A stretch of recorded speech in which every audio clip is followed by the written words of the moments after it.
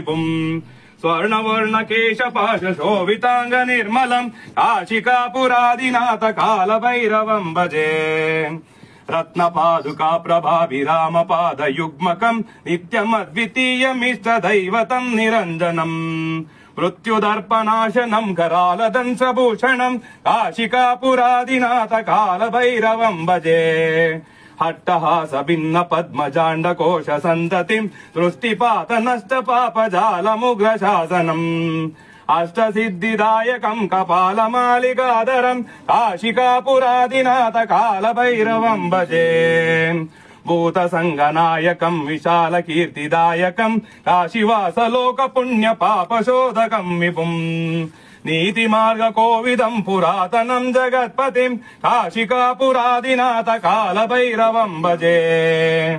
कालभैरवाष्टकम् पठन्ति ये मनोहरम् ज्ञानमुक्तिसाधनम् विचित्रपुण्यवर्धनम्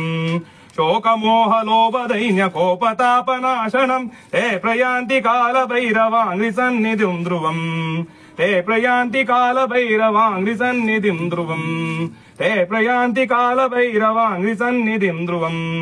इति श्रीमच्छङ्कराचार्य विरचितम् श्रीकालभैरवाष्टकम् सम्पूर्णम्।